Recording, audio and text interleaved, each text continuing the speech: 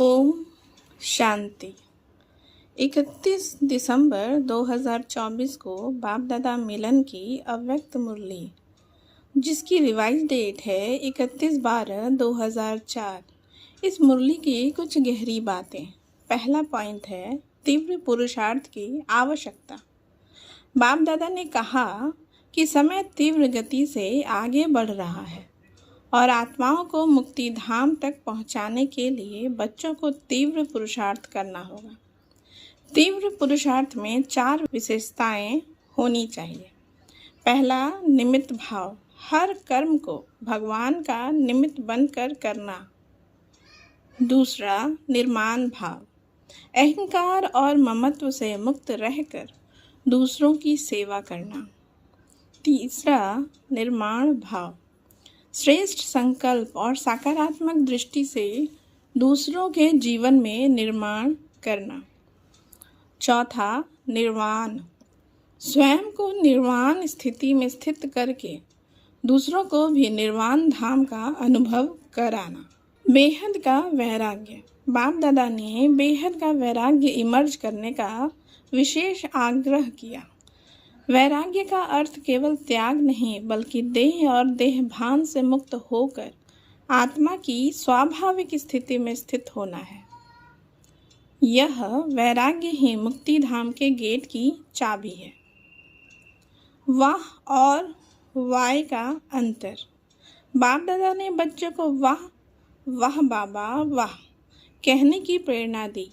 उन्होंने कहा कि वाय अर्थात क्यों और हाय अर्थात दुख जैसे विचार शुभ संकल्पों की शक्ति को कमज़ोर कर देते हैं। हमेशा सकारात्मक दृष्टिकोण रखें और हर स्थिति को वाह बाबा वाह के रूप में स्वीकार करें। शुभ भावना और शुभ कामना की शक्ति, बाप दादा ने समझाया कि शुभ भावना और शुभ कामना इतनी शक्तिशाली है कि वे अशुभ भावना वाले को भी बदल सकती है।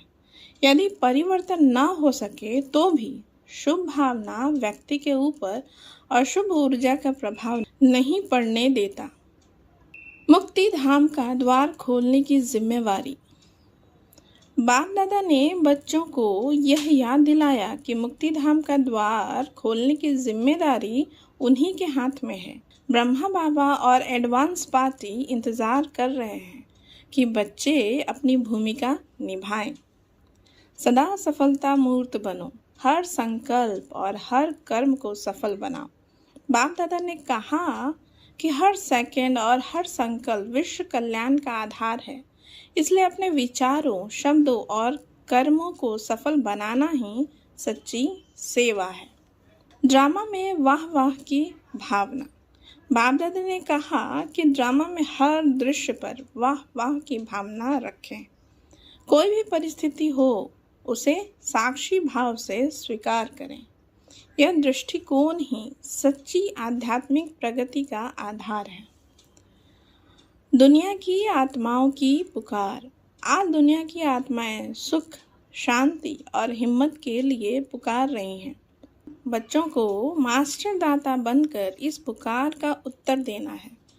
यह तभी संभव है जब हर बच्चा रहमदिल और कल्याणकारी बने। आज की मुरली का मुख्य संदेश यही है, बेहद का वैराग्य और शुभ भावना का अभ्यास ही आत्मा को सशक्त बनाकर मुक्ति और जीवन मुक्ति का द्वार खोल सकता है। इस मुरली का गहन अभ्यास हमें वर्तमान जीवन में श्रेष्ठ स्थिति और आत्म कल्याण की दिशा में प्रेरित करता है। ओम शांति।